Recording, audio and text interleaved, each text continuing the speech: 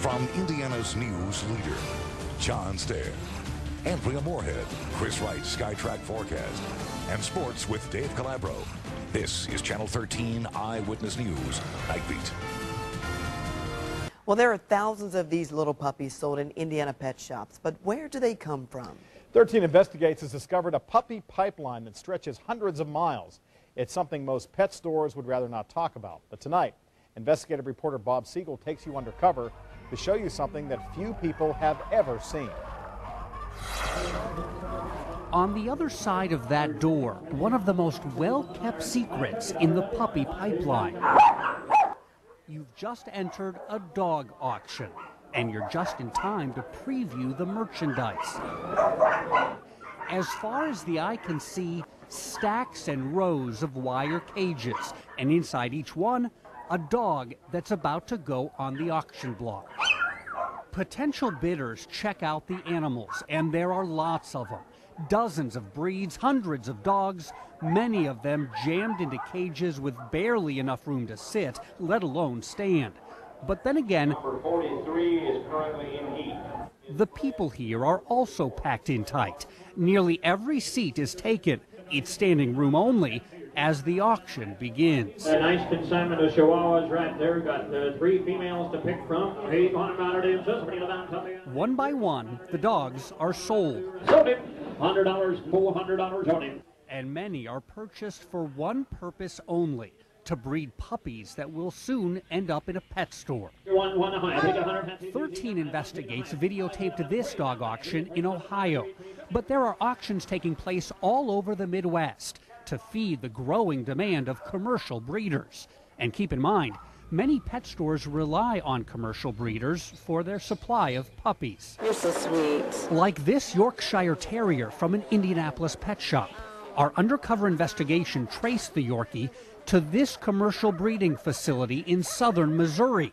It's a direct connection to Indiana's puppy pipeline. And it comes as no surprise. Drive along a Missouri highway and you'll learn the state is the nation's dog breeding capital with a questionable reputation.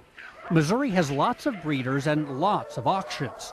13 Investigates found 3 Missouri dog auctions in a single weekend. We saw hundreds of dogs auctioned off for as little as $5 a piece. And their puppies, they can fetch thousands in an Indiana pet store. The breeders, when they get into business, they want a dog ready to breed. They want a dog they can take home and breed that day, and that's what dog auctions are all about. Is that your stick? Kim Townsend has researched thousands of breeders, and she's very familiar with Missouri dog auctions. In fact, that's how she got her own dog, a dog that is deaf and blind, but still put up for sale at an auction. They don't care if they're deaf or blind because they're still going to produce. I've bought dogs at auctions that, had the entire leg missing. We didn't see any dogs like that at the auctions we visited, but Kim says many auction dogs have hereditary problems that are hidden from the naked eye. And when those dogs are bred, they pass their genetic defects to their puppies. Fuzzy cat. Lynn Plaker wishes she had known that sooner. I knew I was going to buy the dog, even before I walked in the door. Lynn bought a puppy at an Indiana pet store, and just 2 days later, it died from an untreatable liver condition. I was heartbroken. I mean, I'm a grown woman, but I sat and cried. What is this thing? The pet store gave Lynn a new puppy. Chopper is now 6 months old, but Lynn is nervous because she now knows what she didn't know before. Her pet store gets puppies from Missouri. Chopper is one of those puppies, and Lynn suspects he's from a puppy mill. You don't know what you're getting. You really don't. It's not supposed to be that way. All commercial breeders must be licensed and routinely inspected by the U.S. Department of Agriculture. Animal welfare groups say that is not happening. USDA can't keep tabs. We find this is a common problem. And that problem is only getting worse. Just take a look at this. In the past 5 years, Indiana and nearby states have seen a 300% increase in the number of licensed dog breeders. The region's puppy pipeline now includes more than 2,400 breeders, and all of their puppies are just a truck ride away from Indiana pet shops. Hello. little man. The Hunt Corporation is one of the nation's largest puppy distributors, and it has drop-off points like this one to get puppies from Missouri to Indiana. This is undercover video from the Companion Animal Protection Society, and it's never been seen before. You're looking at the inside of an 18-wheeler. Those puppies are being loaded into transport cages so they can be delivered to pet stores. Hunt says a puppy's journey is about 14 hours to get from Missouri to your local pet shop here in Indiana.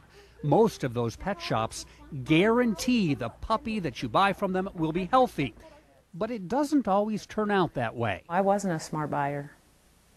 I let my heart do it. The problem is you feel so sorry for them that you want to get them out of there.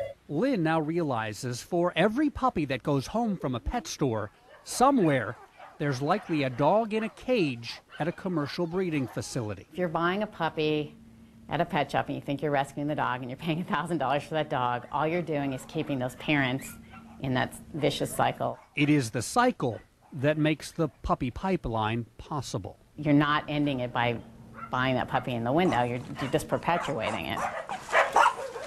If you're looking for a dog, a pet shop isn't your only option. I'm at the Humane Society of Indianapolis, and at shelters like this one, there are lots of dogs looking for adoption. In fact, right now, there are thousands of dogs around central Indiana all looking for a good home. Whether you choose to adopt or buy, it's important to do your homework. We've got tips and information for you on our website at WTHR.com. I'm Bob Siegel, Channel 13 Eyewitness News. A major move now by the